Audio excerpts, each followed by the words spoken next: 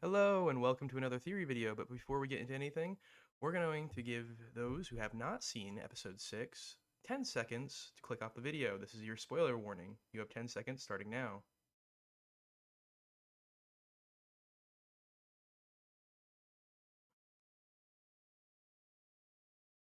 Alright, let's get started. Now today's video is going to have some ideas that I know a lot of fans of the show don't want to hear. I mean, look at the backlash Glitch got from V's death. However, I'm doing this regardless. Today's video is about how Uzi and N may have cliffhanger implied deaths similar to V's. The first thing we're going to look at is the V mural and the overall set. Glitch released a mural after what V did at the end of episode 6. What does this mean for Uzi and N? So the V mural is 1 out of 3 of a set. In fact, if we read it, it says V, the Angel of Death, a deadly battle foretold of a warrior drone versus a ferocious sentinel. Collect all 3 Arlic stands for the complete Murder Drones battle mural. Assuming V is actually dead, then we could actually assume that if we go left to right, then Uzi will be dying in the next episode, or at least will be given a cliffhanger death. We know this because the second mural outlines a bat-like wing and Uzi's signature tail, where the disassembly drones have a wing design made from blades and a nanite stinger. That being said, the last one is unclear, but it's probably N slashing a foe with his claws. We can reasonably assume that the last one's N as it's part of a set, and if the first two are V and Uzi, then I don't think there's much of a purpose to making the third one a random character that we meet in the 7th or 8th episode. And it's not like it's going to be Jay, because she's barely gotten any screen time at all. It doesn't really make sense to put her up next to Uzi and V. Maybe V, but not Uzi. So, logically speaking, it's most likely N. While it's currently unclear on how N will die, Uzi will probably die by N, who will kill her to stop Sin from fully taking over, as Tessa mentioned in episode 6. Although Nori and Yeva found a solution to deal with the Absolute Solver, as Nori was fully taken over by Sin, but later returned to normal. So it's safe to conclude that there was some kind of solution, probably down in Cabin Fever Labs, that they were able to use to free themselves from Sin's control. However, N may not find it before he's tasked the difficult decision of destroying Uzi. In fact, it would be just that much more tragic if he finds it shortly after Uzi's demise. We have no information of how N will die, but it's still implied by the mural. So my guess is that he'll sacrifice himself to save another. It's very within its character to do that. We've seen it on multiple occasions where he sacrifices himself to save another. We saw this back at the manor. We saw how he goes out of his way to help the ones he cares about. It makes a lot of sense that he would die saving someone else. But I don't know how he's going to die. There's no evidence pointing to that. However, we don't necessarily know that V's dead, nor do we know that the sacrifice that she made will result in the same consequences for N and Uzi. So let's look at V as an example in this case. If she did die, then she'd probably be revived in the same way in which N was revived in the first episode. For those who did not notice, N actually repairs himself in a very similar way that Uzi's been repairing herself in both the 4th and 6th episode. This is because N healed using the Absolute Solver, and once he was fixed, Sin blocked the Absolute Solver in N. This could mean V could come back, but later go through a similar experience with the Absolute Solver that Uzi went through because Uzi couldn't block it. She may also become an Elder Lich, as Uzi hinted at in the 6th episode. All this is very possible. Some parts are more valuable than others, ain't they? More valuable. Whoa, hey, cut that thing up and you're gonna get a big creepy worm. An improvement. Nah, heat keeps him sluggish. Ain't our first rodeo.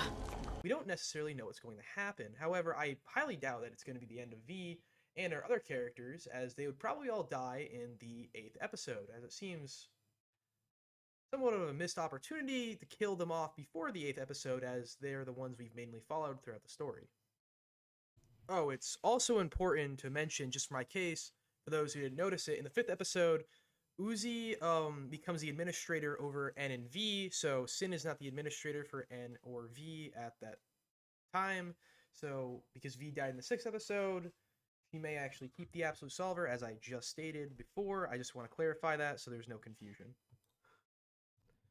So, Uzi and N may die, but then again, we don't really know if V died. I actually made a video on why V most likely is coming back, but I'll leave that as a link in the description below if you want to watch that video. Overall, I don't think this will be the end of our characters, but rather the beginning of something new. With that being said, our characters are eventually going to die, or at the very least, they're going to die in some way and maybe come back. We don't know when this will specifically happen, but if Season 1 is the only season of Murder Drones, then by Episode 8, our characters should die, according to Liam Vickers, the creator of Murder Drones. Good evening, it's been Length of Time. As you saw from Spooky Teaser, I was recruited as a showrunner for Glitch Productions, working with Kevin and Luke, who are like the same age as me but own a company. That's super normal and great and fine, and I'm fine too. The team has been incredible. I would die for them. We're all so proud of the show, and like nobody stopped me from wielding my power very irresponsibly and doing a bunch of nonsense I've always wanted to do with the writing and the character designs and directing and all that good stuff. So yeah!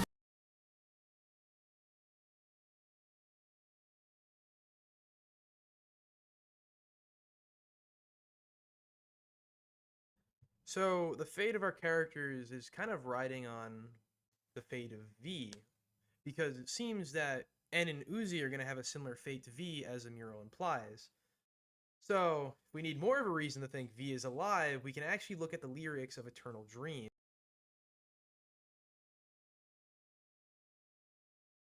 So, the first verse is, I am tired of this dream, will it ever end for me? I don't have the will to know, can you help me see? Now, at the beginning of Murder Drone, it's very clear that N doesn't remember, and while V plays this off, it seems like she knows more than she lets on, and it's very unclear whether she remembers everything or just some things. Regardless, she remembers some part of her last life, and for her to go from her previous life to becoming a disassembly drone, destroying thousands, if not millions, of worker drones on Copper 9, is quite the step, and it seems like she kind of pushed N away as a way of protecting N, and is focused on nothing but survival this entire time. So she's tired of this way of living this way, right? And she doesn't know if it'll ever end, and it seems like she's asking N, I don't have the will to know, can you help me see if there's an end to this? So the second verse is, let my body keep you warm, let my essence be your breeze, can you hear me calling, please look out for me. This seems to be V's, I don't know, affection toward N. Just this is really just their overall relationship, just them getting closer. There's not much that I can say about this second verse that would imply any evidence or give us any form of evidence to my claim, so it seems more about her connection and relationship with N. However, the first chorus says, can you set me free? Will you take my soul away? Casting me in cold, bury me in bones, rest eternally. Now, almost every one of the lines in the first chorus kind of displays a want by V to die. She wants to die. She wants to be set free from the stream. She wants her soul to be taken away. She wants to be casted in cold, implying death, because even as a drone, she has a high body temperature. Bury me in bones could imply that when the skeleton is created from the Absolute Solver, that it be stopped in this process, and that way she can die right then and there. And rest eternally is eternal rest, so yeah, death. However, the first two lines are actually questions. The rest are kind of statements, and it seems like she wants to die, but it's not implying that she is going to die.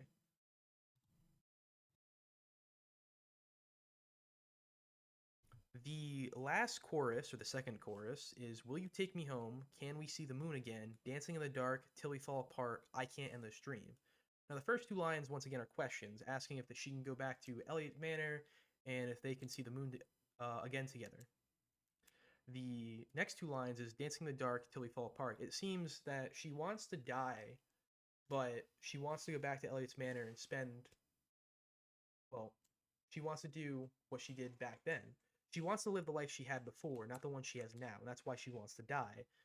And that's why the last line really crushes you, or crushes your spirit, or make you depressed. It's I can't end this dream. She wants to die, but she cannot die. Which is why I actually think that she's coming back. The last line of the song says, I can't end this dream. And if the dream is her life as a disassembly drone, as it's so different from what she used to know, or it's so different from the life that she had, that she thinks she's dreaming, and if she can't end this dream, then how can she die in murder drones? I don't know. It's so complicated, but I thought I'd pick it apart. Now, if you need even more of a reason to think that V is still alive after hearing the lyrics of Eternal Dream, then let's look at the other piece of merch that Glitch released called It Came From Copper 9. Now, the It Came From Copper 9 poster that Liam Vickers signed shows Uzi and N versus basically every threat they've ever faced. Well, technically, it shows them every threat that they've ever faced that originated from Copper 9. So the disassembly drones from episode 1 are not shown. Well, I mean, N is, but he joins Uzi halfway through. So I'm not even going to count that. Thing is, though, V should really be there with Uzi and N simply because she sides with N for half the season or goes out of her way to protect N. And in episode 6, she's protecting both N and Uzi. So, really makes you think.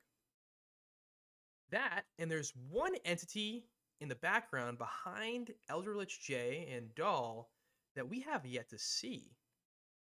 So, 1, V is missing. 2, there's an entity that is behind Doll and J, which may actually lead you to believe it's Eldritch V, which is possible. I especially think it's possible because despite having a small similarity to Sin, Sin will probably continue to possess Uzi, and when Sin is free of Uzi, she'll probably possess Doll, as Doll is now wearing a button eye patch covering her right eye, the eye that's primarily used by the Absolute Solver, to which at the end of episode 6, Uzi's eye, right eye actually, yeah, the right, had turned yellow. So if her eye turned yellow, I'm guessing Doll's did too, and she's hiding it. Which means that Sin is actually possessing Doll probably as much as she's possessing Uzi, and the reason we don't see her possess Doll is because we don't see Doll on screen all too long during this episode. That or perhaps Doll's version of the Solver gives Sin less power over her, potentially, who knows. Which leaves this other entity. So if Sin will just continue to use Uzi and Doll for her plan, why would she need a physical form on Copper 9? Even if she did, wouldn't it just be an Eldritch? Didn't she kind of show that off in episode 5? Isn't that her preferred form? Why would she even have the worker drone parts, or any for that matter? Because it's clearly a face. That and Sin's haircut, which is the only distinguishable piece of this character that we can actually track back through the one we see behind Eldritch J and Doll, isn't even an exact match. It's actually, there's a few differences. It's actually closer to a combination of haircuts rather than directly Sin's. I don't know, I'm going to describe that little piece of hair kind of as a leaf, but the one in the poster goes all the way across the visor or the face with hair kind of sticking out, similar to Uzi's. Now, do I think this is Uzi? Well, actually, you could, if she actually pushes up her bangs, it actually would be pretty close to Uzi's. Or at least far closer than to Uzi's than to Sin's, especially because she has those locks of hair that go down. And one of them is really close to the front, so it doesn't make sense that we can't see part of it. Instead, we see this curl that she doesn't really have on that side of her face. Regardless, my guess, since the color of the eyes are kind of a rustic orange, which is still darker than the traditional yellow, is that this is not Sin, but rather Uzi and V. Now, before I go on, let's talk about Eldritch J. Eldritch J was actually interesting because of her dialogue choices. She used words that described her as plural rather than singular. So instead of saying I, she said we or our, that kind of stuff, whatever. But she actually uses I in episode 5 when talking about herself. as the absolute solver. So that's just something interesting to point out because it implies that maybe it's a 70-30 relationship or a 50-50 relationship with Jay and the absolute solver in episode 2. It hurts our feelings you don't remember us. Fair, but poor choice. Now we will have to do something shocking. Whoa! Hey! Goodbye, Dad. Ow, and please don't. And also, I was using those. I have backups.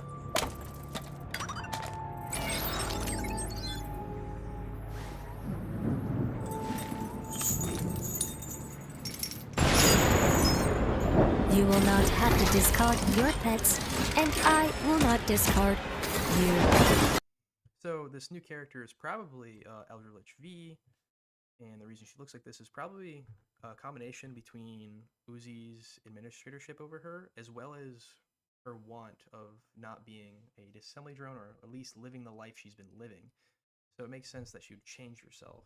And Uzi not having the backups that Sin made, it makes sense that she would deviate as well as I swear! I have backups.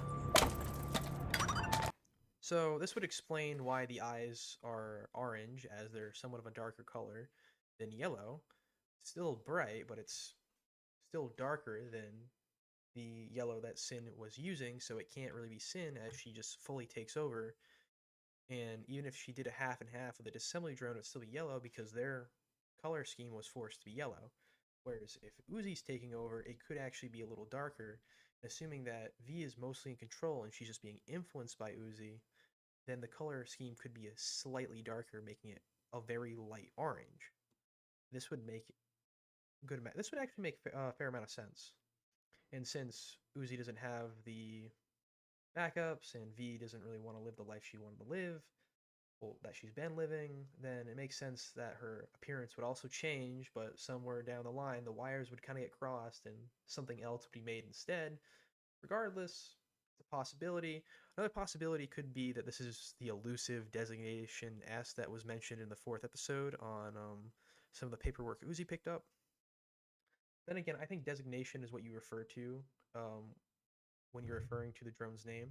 So when you're writing your name on a paper or on a document, it always tells you the line where you write your name. It says first name, last name, or it just says name. I think designation is what they're using for the drones because they don't consider them people. I think that would I think that would match up fairly well. And it seems like single letter names were given before. Yeah, because single letter names were actually given before. And it seems like as long as someone came along and did the same thing Tessa did and just named some drone a single letter, that's very possible. Because Tessa's the one who named the drones that eventually became the disassembly drones and not Sin. So, it's a possibility that it's not a disassembly drone or it's a normal infected drone. I don't know. It was marked for disassembly. So, who knows? But that's about it. If you'd like to share what you think in the comments below, please do so. If you'd like to debate me in the comments below, please do so.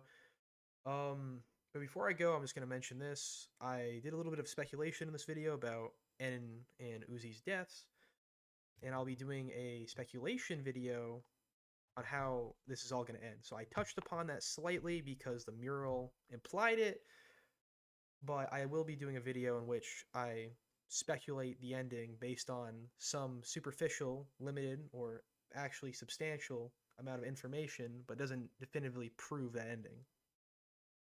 Regardless, I'll see you all next time. But before you go, make sure to like and subscribe if you enjoyed the video so that you're notified of when I make my next video.